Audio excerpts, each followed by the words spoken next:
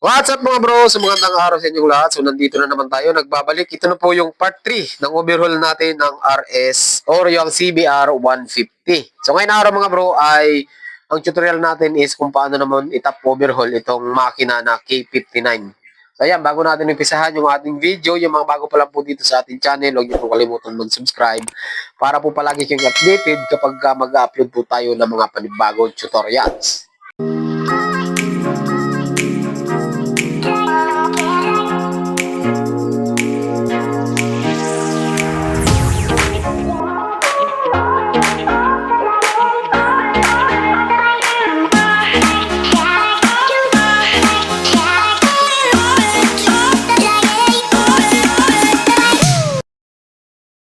Yan mga bro, so kapag ka magtatap overhaul kayo nito or pagka bubunutin yung head, meron lang dalawang alin sa taas yan. Ayan po ay 6mm na size. So tatanggalin nyo yan para makalas nyo yung cover.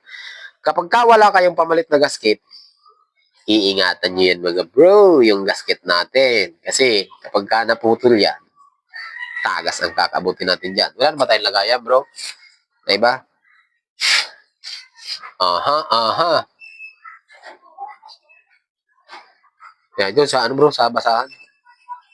Yan naman yung ano. Iwalay natin yung mga ano, yung mga tools, ay yung mga ano mga bro. Ito, dito na lang bro. Ayan. Okay, gagamitin natin ng gasket mga bro. B. Matamis to. Matamis to. Ito yung gagamitin natin na overhauling gasket mga bro. Ayan. So kapag ka natanggal yung mga bro yung alin na dalawa sa taas, konting tok-tok lang. Matigas yan bro. Makunat yan. Kaso mo bro. Yun! Dali. Yun. Ayan naman mga bro, yung loob ng makina ng CBR 150 natin. Ngayon, ito yung kaibahan ng CBR mga bro. Malupit to. Bakit? Dalawa po yung ating cam. Okay? Dalawa yung ating cam loop.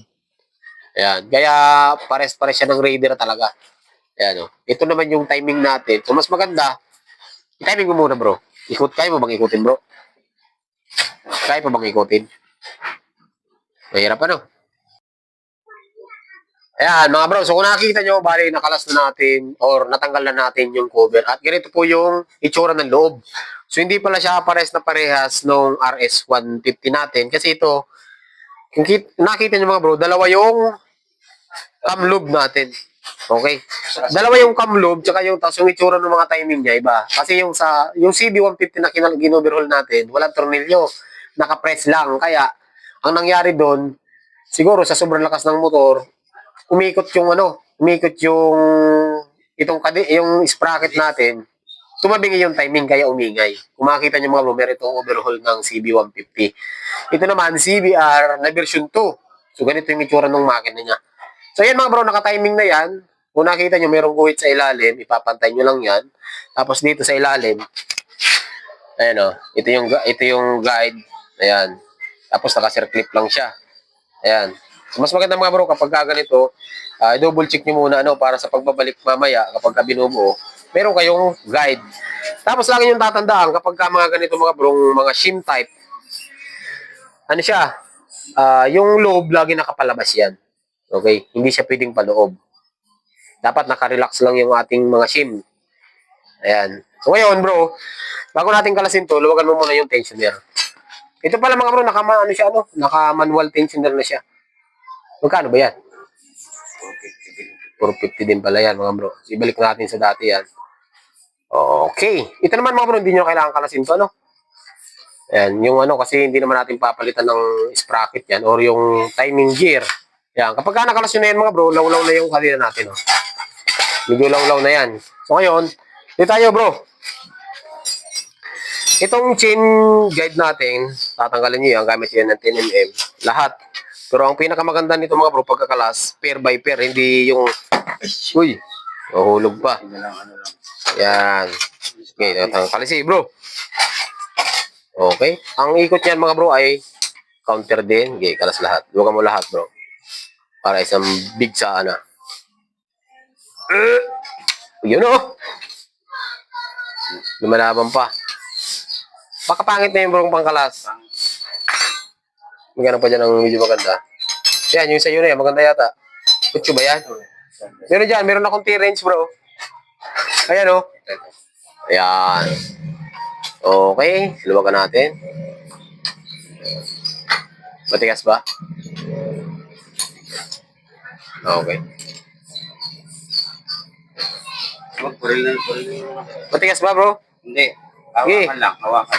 Okay, okay yan. Hindi yan babagsak. Hawakan natin. Bila.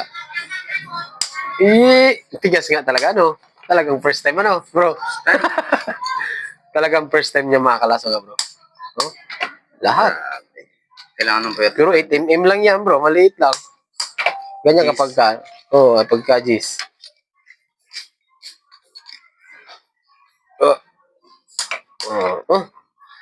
Tigas nga. So, alalayan nyo lang mga bro kapag ka nagkakalas kayo nito, ano. Dapat meron kayong katulong kasi tumob yung makina. Virgin na virgin pala talaga to. For the first time. 2012. Grabe mga bro, 2012 model. Ang ganda pa ng ano, oh. Mga kamloob niya, wala pang tama. Ngayon pa lang panalas. Oo, ngayon pati makakalas. Ayan. Okay, kapag ka maluwag na yan mga bro, yan. Luwagan niya na bro. Diretso mo na bro, luwagan mo na lahat. Yan. So yung cam holder natin mga bro, meron naman yung guide. Hindi naman kayo magkakamali. Mamaya ituturo ko sa inyo. Kasi ililinisan muna natin lahat yan bago natin ibalik para maganda naman yung overhaul. Kasi kapag ka nag-overhaul kayo mga bro, ayun o, meron kayong access pag nilinis. Kaya nito, grabe, dumi niya. So, sa bagay, pwede naman yung panlabas kahit hindi gaano kalinis. Ang mahalaga yung loob, malinis na malinis. Ayan, tanggalin natin yan lahat ng bolt sa may cam holder natin. At mahuhugot na natin yan mga bro yung cams. Yung cams, hindi lang kayo magkakamali kasi meron din yan guide or meron din yan mga brong timing mark. Still the end. Okay, bunutin mo na bro. Hindi yan, yung holder muna. Ay, yung mga holder. Yung mga puti. Tigas yan. Konting mga surusungkit. Ayan, pwede yan bro. Pero wag mo pupersahin bro. At ano yan, may ano kasi yan, may mga dawil pa yan. Unti-unti lang bro ah. Dahan-dahan. At baka maubos. Pitik-pitik lang bro. May dawil kasi yan kaya ganyan. Pitik-pitik lang. Ayan. Kabila. Pitik-pitik lang bro at masugat to. Huwag mo pupersahin bro. Dahan-dahan. Ang pagka mga ganyan dahan-dahan. Kasi dawil pin ang nag-ano niyan bro. Kailangan may ano. Oo, dawil pin. Yan, mas the best kung mayroong basahang konti. Matigas bro. Matigas. Putik-pitik ka ano, Rabel Marit. Bro, huwag mo pupersahin bro, baka masugat. Pitik-pitikin mo yung Rabel Marit. Ayan, kalas na pala eh. Yan eh. Ayan. Tapos, Ito, tanggalin mo bro. Mga cover lang to. Kalasin mo, mga cover lang yan. may lock eh. May lock. Hindi yan. Ito. Oo nga, ito. Ha? Hugot pala dito. Alin? Hindi, tanggalin mo tong ano. Hindi, tanggalin mo tong kadena bro. Timing chain. Hindi, tanggalin mo na. Okay lang yan. Gano'n. Hiwalay natin buo yan. Hindi, ibaba. Ayan. Yan ibig kong sabihin. Alas na. Okay, ayan. Tanggal na yan. Ayan! Buo siya! Ayan! Buo yung cam holder natin. Mga kasama. O, tapos yung mga dawil natin, mga bro. Ito yung itsura niya. Okay, balik mo dyan, bro. Ayan! So, pagkatapos niyan, mga bro, ayan. 12, isa, dalawa, tatlo, apat, at mayroong 10mm dito. Ayan, para mahugot natin yung cylinder head. So, bro, bira, bro! 12! Hindi tayo gamitan natin ito. Pwede, pero baka dahil kayahon. First time ay malupit mga bro yung ating taga-overhaul. Import yan, galing ng ano yan. Albay pa yan. Eh bro, sa Bicol. Malinaw. Malinaw. Albay nga, malinaw. First district ng Albay yan, ng Malinaw. Yan, shoutout sa mga tropa natin, mga taga-Malinaw. At Malilipot. Ang Malinaw, ano yan eh? Bago dumating ng TV. Ano bro, tama na bro? Bago dumating ng TV. Okay, mahawak. Ayan. Matigas talaga. Kaya mo yan. Alakal yung katawan eh. Tigas talaga bro. ko eh. Para tayo nag-ano. Para napipilipit yung tools ko Hindi naman. Tama yun, tama yun. Matigas talaga bro kasi first time 12 years pa naman ginagamit Ngayon lang eh. Yan, yun. Iba naman. Para mawawasan, ginamitan na ng yun, iwan ko na lang kung hindi ko pa dyan. Grabe, ano? Malupit din talaga. Quality talaga ang mga higpit. Sulit na mga higpit. Pa. Yeah. Wala. Gamitan nyo ng mga malupitan mga bro, ano. Yan. Kalas. Kalas, mga bro. Para matanggal natin yung ano. Ayun, yung time machine pala mga bro, pwede nyo na hugutin yan. Medyo maganda pa naman yung time machine natin eh. Okay. So may mga washer yan mga bro huwag nyo kakalimutan. Tapos huwag nyo itataob ito mamaya kasi wala naman tayong gagawin dito sa loob. Wala naman tayong papalitan na shims. Huwag nyo nang hiwalay. Kumbaga, huwag nyo nang itaob kasi baka maghalo-halo yung mga shims natin. Nagka-problema. Ayan. Okay. So, yan. Yung mga washer mga bro, huwag nyo kakalimutan baka mawala. Pagkatapos yan, meron dalawang 10 dito. 10, 10, 10, 10. Yan, tanggalin nyo lang mo yung mga bro yung 10 mm. Sa gilid. Yan. Tanggalin nyo. Mamaya. Hindi naman magagawa pa yun. Yan. So, kapag ganito mga Japan bike, halos lahat ng paluwag niyan, pa-counterclockwise. Okay, hindi siya pa-clockwise. Pero yung mga India kasi, yung mga rouser natin, merong mga bolt sa loob na ang higpit ay ang luwag pa-clockwise. Kaya maraming nawawasak or maraming naninibago. Kapag kasanay kayo gumawa sa mga ganitong bike, tapos nagkalas kayo ng rouser, busal-sal ang mangyayari. Okay na bro. Lagi, konting rubber mallet naman ang katapat niyan. Kapag nakalas yun ng mga bro lahat, yun lang naman ang kailangan natin dyan sa taas. Matatanggal nyo na yung head natin. Kasi medyo makuna to. Kasi 12 years. Ilang taon ba? 12. 13, 14, 15, 16, 17, 18, 19, 20, 21, 22, 23, 24, 25. 13 years na pala ito mga bro. Yung makinang ito. Sulit na. So, lagi na rin ito bumibiyahe ng vehicle mga bro. Kaya gamit na rin talaga. Yan. Konting pitik-pitik ng rubber mallet. Oh, wag matamaan mo tong sensor bro Wag dyan. Yan dito na. Ayan. Pangat. Ayan, kanya pangat.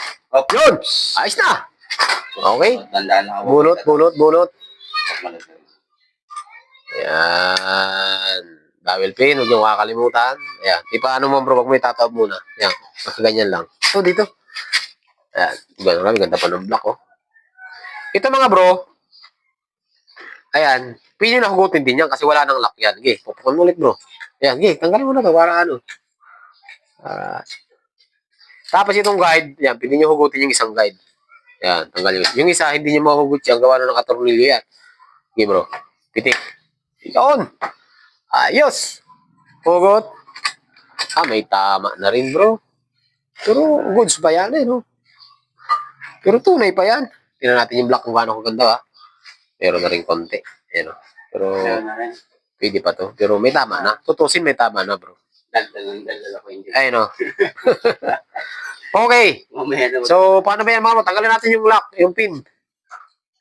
Ayan. Kahit naman saan yan, pwede nyo tanggalin. Pwede sa kaliwa, pwede sa kanan. Bro, tanggalin mo, bro. Ito. Ito. Sungkitin mo na lang. Kahit mahulog sa loob, okay na yan. Baka naman natin Pero baka malaki yan. Okay, tanggalin mo. Yan. Sungkit lang bro. Kahit maliit na lang. Ito. Maliit. Tanggalin.